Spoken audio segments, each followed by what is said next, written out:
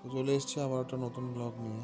শনিবার দিন দেখলে আমি শো ছিল, তো অনেকটা যেতে হয়েছিল। তো তার জন্য গাড়িটাকে সার্ভিসিংয়ে নিয়ে এসেছিলাম, প্রায় 1.5 মাস পরে সার্ভিসিং করাচ্ছি।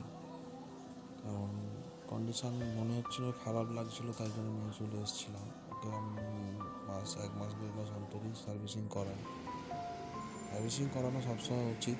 আর তারপরে আবার সোমবার দিন আরও একটা কাজ আছে, তার জন্য আমাকে পার্ক সার্কাস যেতে হবে গাড়ি নিয়ে।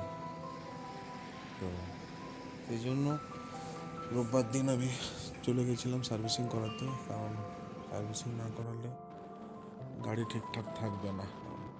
বাহন যদি না ঠিকঠাক থাকে তো যে কোনো মুহূর্তে তোমাকে সমস্যার সম্মুখীন হতে হবে। কারণ এই গাড়ি নিয়ে আমি পুরুলিয়া 2-3 বার গেছিলাম, দীঘা মন্দারমণি তো ছেড়েই দাও। তো অনেক সাথ দিয়েছে, 6 বছর 7 বছর হতে চললো গাড়ি।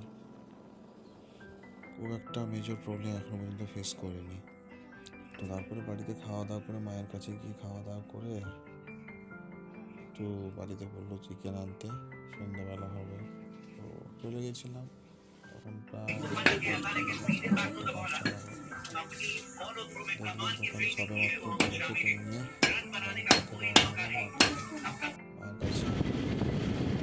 আবার বাড়িতে কাজ আছে, গাছে জল দিতে হবে। তারপরে একটু মুভি দেখার প্ল্যান ছিল, ভাবছিলাম যাবো। ছাভা মুভিটার আগে খুব ভালো কি আর করেছে। বলবো, কালকে বিয়ে বাড়িতে গিয়ে খাসি মাংস খেয়ে এসছে, আজকে বলছে মাংস আনতে। বাবা বাবা বাবা বলেছে, তাই নিয়ে নিয়েছি। তো তারপর মোটামুটি মায়ের কাছে দাঁড়ালাম। ওদিকে মায়ের ওখানে গাছে কটা ডাব হয়েছিল, তো ব্যাগে করে আমার জন্য পাঠালো, দিদির জন্য, ভাগ্নের জন্য পাঠালো। ওই যে মা আসছে ব্যাগে করে। তো নিয়ে সোজা বাড়ি চলে এলাম। বাড়ি এসে বুঝলে, তারপর গাছের ডাব এই পেড়েছে, ডাবগুলো ব্যাগে করে দিয়ে জল তো দিচ্ছে, অফুরন্ত, কারণ তাই জন্য নিয়ে বাড়ির যাচ্ছি। ডাব সম্পূর্ণ আলাদা। আর দোকানে যে বিক্রি হয়, সত্যি কথা বলতে 60 টাকা দিতে গায়ে লাগে। 50-60 টাকা দিয়ে ডাব খাওয়ার থেকে না খাওয়াই ভালো, মনে যেটা লাগে। তো তার মধ্যে বাড়ি ঢোকার পথে ও চলে এসছে পুচকে। তো ওকে আমিও ডাকলাম, একটুক্ষণ এলো, এসে বসলো। প্রথমে ভাবলো টিভিটা চালাবো, কিন্তু আমি তো টিভি চালাইনি, কানেকশান কাটা আছে নেটের। তার মধ্যেও বসে একটুক্ষণ কথাবার্তা বলে আমার সাথে বললো চলো আমি নিচে যাবো। ঠিক আছে চল তাহলে বাবা, নিচে তোকে দিয়ে আসি। তো তারপর ওকে দিয়ে আসার পর উপরে গাছগুলোতে জল দেওয়ার ছিল। অনেকদিন ঠিক মতো করে দেখা হয়নি, কারণ 15 দিন আগে সার দিয়েছিলাম, জল দিয়েছিলাম। তারপরে তো বৃষ্টি ছিল। তারপর যথারীতি ওপরে গিয়ে দেখলাম গাছগুলোকে জলও দিলাম।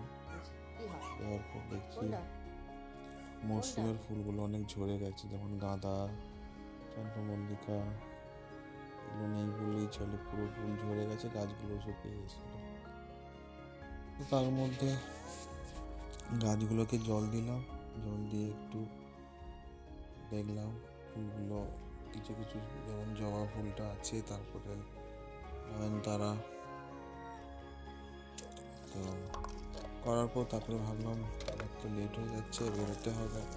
কারণ তখন প্রায় 5:30 বাজে, কারণ আগের বার সানাম টেলিকাশন দেখতে গিয়ে খুব ভিড় হয়ে গেছিলো, যার জন্য লেট করলাম না, বেরিয়ে পড়লাম মুভি দেখার উদ্দেশ্যে।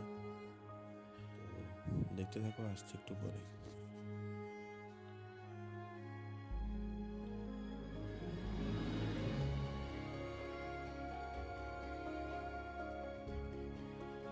এরপর মোটামুটি 5:30 নাগাদ টিকিটটা কাটলাম।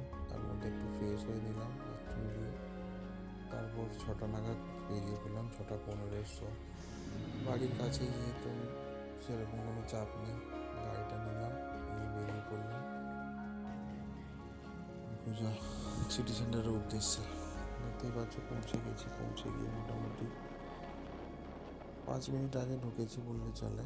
তো তারপর মোটামুটি রাজাকে পার্কিং করে আমি দ্রুত শো ধরার জন্য ছুটলাম, কারণ টাইম বেশি ছিল না, গিয়ে মোটামুটি দেখলাম ভিড় সেরকম ছিল না, 30টার মতো সিট বুকিং ছিল দেখছিলাম।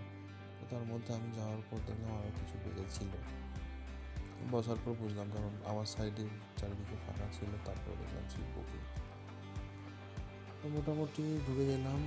ঢুকে যাওয়ার পর তো তারপর মলের মধ্যে ঢুকে বায়োস্কোপের সামনে একটুক্ষণ ওয়েট করতে হয়েছিল, কারণ চেক ইন করার ছিল। চেক ইন করিয়ে আমাদের গেটের সামনে কী বলে যে স্ক্রিন নাম্বারের সামনে আমাদের কোন স্ক্রিনে শো হবে তার জন্য একটু ওয়েট করতে হয়েছিল। এবারে হলের ক্লিনিংয়ের ব্যাপার থাকে, ক্লিনিংয়ের টাইমটা হয়ে যাওয়ার পর গেট খোলার পর সবাই গিয়ে একে একে করে রিজার্ভ সিটে বসলাম। দেখতেই পাচ্ছি এই মুহূর্তে ছবি। সবাই নিয়ে ঢুকছে, অ্যানথেম শুরু হলো। অ্যানথেম হওয়ার পর মুভি আরম্ভ হলো। মুভি তো ব্রেক হলো, ইন্টারভেলের সময় কিছুটা হয়। ইন্টারভেলের পর আমি বেরোয়নি, যদিও বসেই ছিল, কারণ মুভিটা সত্যি সাউন্ড এফেক্টের জন্য বিভৎস লাগছিল। ভালো করেছে, একটু বেটার হতো। যাই হোক, মোটামুটি ভালো লাগলো। এটা ঐতিহাসিক পূর্ণ মুভি ভারতের ইতিহাসে। তো সত্যি মুভিটা দেখা দরকার, কারণ ইতিহাস আমাদের অনেকটাই জানা নেই, কারণ আমরা তো বইতে সেরকম কিছু পড়া হয়নি, সেরকম খুলে প্রকাশ করেনি। সত্যি কথা বলতে আমরা মোগল সাম্রাজ্যই পড়েছি, কিন্তু আমাদের যে দেশে এত বড় বীর সেনা ছিল, বীর রাজা ছিল, জানা ছিল, কিন্তু তার সম্পর্কে এত কিছু খুলে বলা হয়নি। তো এইভাবেই কেটে গেল রোববারের বাজার, কারণ সানডে ছিল। মুভিটা দেখার খুব ইচ্ছেও ছিল। তো দেখা হচ্ছে পরের ভিডিওতে। টাটা।